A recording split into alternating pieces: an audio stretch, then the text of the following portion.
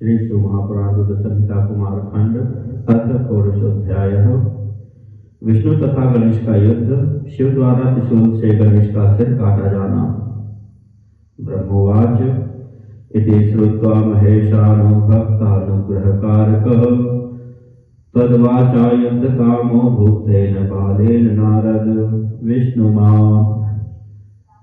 ब्रह्मा जी बोले, हे नारद, यह सुनकर भक्तों के ऊपर कृपा करने वाले महेश्वर ने आपके कहने से उस बालक के साथ युद्ध करने की इच्छा की। विष्णुमाहूय सम्मन्त्र्य बलेन महतायुतः सामरः सम्मुखस्तस्याप्यभूत्देवस्त्रिलोचनः।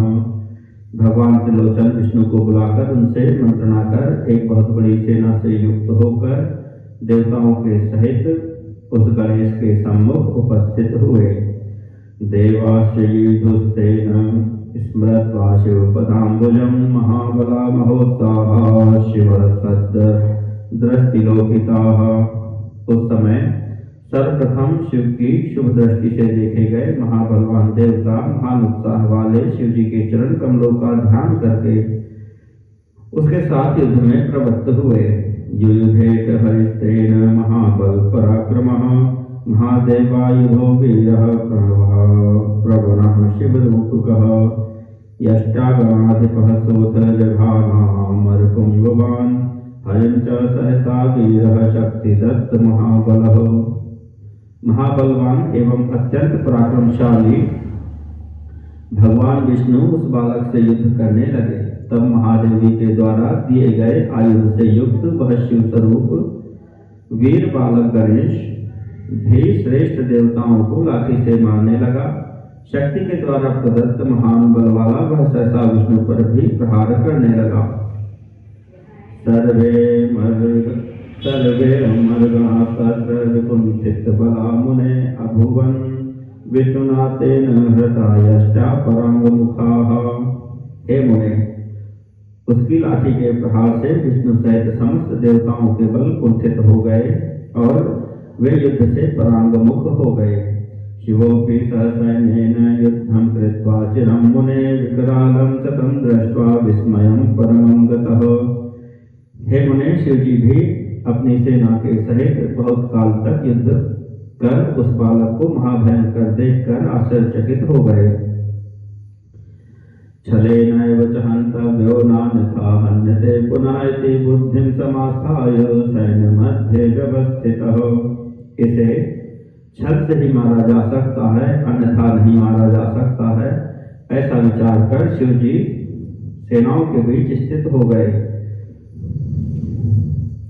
शिवे दृष्टे तदा देवे निर्गुणे गुणरूपिणी विष्णौ चैवाथ संग्रामे आयाते सर्वदेवताः गणाश्चैव महेशस्य महाहर्षं तदा ययुः सर्वे परस्परं प्रीत्या मिलित्वा चक्रुरुत्सवम्। उस समय निर्गुण एवं सगुण रूप वाले भगवान शंकर को तथा विष्णु को युद्ध भूमि में उपस्थित देखकर सभी देवता तथा शिवगण अत्यधिक हर्षित हुए और वे सब आपस में मिलकर प्रेम पूर्वक उत्सव मनाने लगे। अथ शक्तिसुतो वीरो वीरगत्या स्वयस्थितः प्रथमं पूजयामास विष्णुं सर्वसुखावहम्।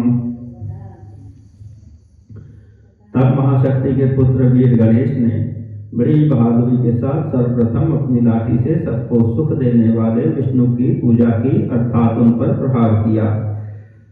अहं च मोहयिष्यामि हन्यतां च त्वया विभो छलं विना न बध्योऽयं तामसोऽयं दुरासदः। इति कृत्वा मतिं तत्र सुसम्मन्त्र्य च शम्भुना आज्ञां प्रत्याभवच्छैवीं विष्णुर्मोहपरायणः। विष्णु ने शिव जी से कहा, यह बालक बड़ा तामसी है और युद्ध में दुराधर्ष है, बिना छल के इसे नहीं मारा जा सकता।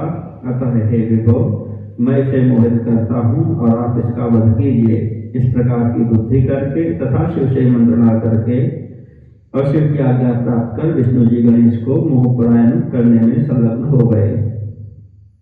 शक्तिद्वयं तथा लीनं हरिं दृष्ट्वा तथा विधं दत्त्वा शक्तिबलं तस्मै गणेशाय भवन् मुने। शक्तिद्वयेत संलीने यत्र विष्णु स्थितः स्वयं परिघं क्षिप्तवांस्तत्र गणेशो बलवत्तरः। हे मुने, विष्णु को वैसा देखकर वे दोनों शक्तियां गणेश को अपनी अपनी शक्ति समर्पित कर वहीं अंतर्ध्यान हो गई। तब उन दोनों शक्तियों के लीन हो जाने पर महाबलवान गणेश ने जहां विष्णु स्वयं स्थित थे वहीं पर अपना परिघ फेंका।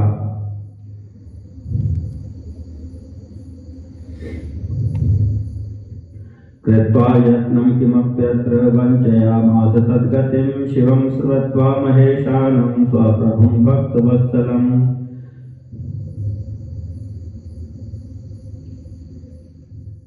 विष्णु ने अपने प्रभु भक्तवत्सल महेश्वर का स्मरण कर यत्न करके उस परिघ की गति को विफल कर दिया। एतत्तन्मुखं दृष्ट्वा शंकरोऽप्याजगामः स्वत्रिशूलं समादाय सुक्रुद्धो युद्धकाम्यया। तब एक ओर से उसके मुख को देखकर अत्यंत कुपित हुए शिव जी भी अपना त्रिशूल लेकर युद्ध की इच्छा से वहां आ गए। सदर्शागतं शंभुं शूलहस्तं महेश्वरं हन्तुकामं निजं वीरः शिवापुत्रो महाबलः। तब वीर तथा महाबली शिवापुत्र ने हाथ में त्रिशूल लेकर मारने की इच्छा से आए हुए महेश्वर शिव को देखा। शक्त्याजघानकं हस्ते स्मृत्वा मातृपदाम्बुजं स गणेशो महावीरः शिवाशक्ति प्रवर्धितः। तब अपनी माता के चरण कमलों का स्मरण करके शिवा की शक्ति से प्रवर्धित होकर महावीर गणेश ने शक्ति से उनके हाथ पर प्रहार किया। त्रिशूलं पतितं हस्तात् शिवस्य परमात्मनः दृष्ट्वा तदूत्तिकस्तं वै पिनाकं धनुराददे। तब परमात्मा शिव के हाथ से त्रिशूल गिर पड़ा। यह देखकर उत्तम लीला करने वाले शिव ने अपना पिनाक नामक धनुष उठा लिया। तमप्यपातयद् भूमौ परिघेण गणेश्वरः हताः पंच तथा हस्ताः पंचभिः अहो दुःखतरं नूनं संजातं धुनात्मं भवेत् पुनर्गणानां किं भवाचारो जगाविति। गणेश्वर ने अपने परिघ से उस धनुष को भूमि पर गिरा दिया और परिघ के 5 प्रहारों से उनके 5 हाथों को घायल कर दिया। तब शंकर ने त्रिशूल ग्रहण किया और लौकिक गति प्रदर्शित करते हुए वे अपने मन में कहने लगे, अहो, इस समय जब मुझे महान क्लेश प्राप्त हुआ तब गणों की क्या दशा हुई होगी। एतस्मिन्नन्तरे वीरः परिघेन गणेश्वरः जघान स गणान् देवान् शक्तिदत्त बलान्वितः। गता 10 दिशो देवाः सगणाः परिघान्विताः न तस्तु समरे केऽपि तेनाद्भुत प्रहारिणा। इसी बीच शक्ति के द्वारा दिए गए बल से युक्त वीर गणेश ने गणों सहित देवताओं को परिघ से मारा। तब परिघ के प्रहार से आहत गण सहित सभी देवता 10 दिशाओं में भाग गए और अद्भुत प्रहार करने वाले उस बालक के सामने कोई भी ठहर न सका।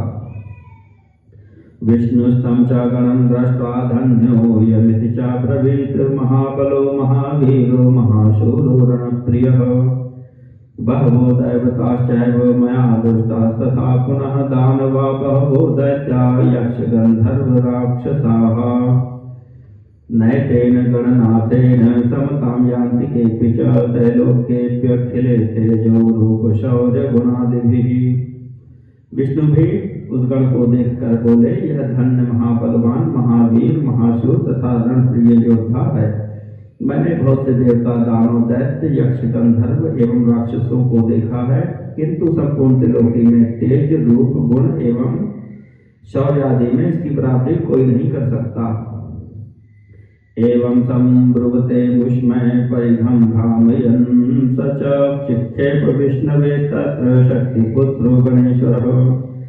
विष्णु इस प्रकार कह ही रहे थे कि शिवापुत्र गणेश ने अपना परिघ घुमाते हुए विष्णु पर फेंका।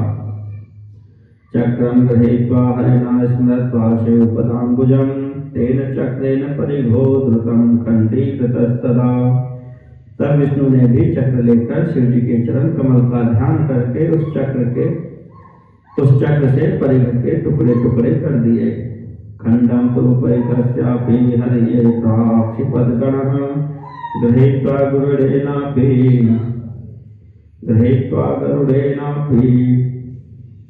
पक्षिणा विफलीकृतः। गणेश्वर ने उस परिघ के टुकड़े को लेकर विष्णु पर प्रहार किया, तब गरुड़ पक्षी ने उसे पकड़कर विफल कर दिया। एवं विचरितं कालं महावीरावुभावपि विष्णुश्चापि गणश्चैव युधाते परस्परम्। इस प्रकार बहुत समय तक विष्णु एवं गणेश्वर दोनों ही वीर परस्पर युद्ध करते रहे। पुनर्वीरवरः शक्तिसुतः स्मरत् शिवो बलि गृहीत्वा यष्टिं तुलां तया विष्णुं जघानः। पुनः वीरों में श्रेष्ठ भगवान शक्ति पुत्र ने शिव का स्मरण कर अनुपम लाठी लेकर उससे विष्णु पर प्रहार किया। अविश्य प्रहारं तं सभूमौ निपपातः द्रुतमुत्थाय युधे शिवा पुत्रेण तेन वै। विष्णु इस प्रहार को सहन करने में असमर्थ होकर पृथ्वी पर गिर पड़े और पुनः शीघ्रता से उठकर उस शिवा पुत्र से संग्राम करने लगे। एतदन्तरमासाद्य शूलपाणिस्तथोत्तरे आगत्य च त्रिशूलेन तच्छिरो निर्घ्रन्तत। इसी बीच अवसर पाकर पीछे से आकर शूलपाणि शंकर ने त्रिशूल से उसका सिर काट लिया। छिन्ने शिरसि तस्यैव गणनास्तस्य नारद गणसैन्यं देवसैन्यं भवच्च सुनिश्चलम्। हे नारद, तब उस गणेश का सिर कट जाने पर गणों की सेना तथा देवगणों की सेना निश्चिंत हो गई। नारदेन त्वया तस्य देवै सर्वं निवेदितं माननी श्रूयतां मानस्त्याज्यो नैव त्वयाधुना। इसके बाद आप नारद ने जाकर देवी से सब कुछ निवेदन किया और यह भी कहा, हे माननी सुनिए, आप इस समय अपना मान मत छोड़ना। इत्युक्त्वान्तर्हितस्तत्र नारद त्वं कलिप्रियः अविकारी सदा शंभुर्मनोगतिकरो मुनिः। हे नारद, इस प्रकार कहकर कलह प्रिय आप अंतर्ध्यान हो गए। आप विकार रहित हैं तथा शिव जी की इच्छा के अनुसार चलने वाले मुनि हैं। इति श्री शिव महापुराणे द्वितीयायां रुद्र संहितायां चतुर्थे कुमार खंडे गणेश युद्ध गणेश शिरश्छेदन वर्णम नाम पुरुषोऽध्यायः।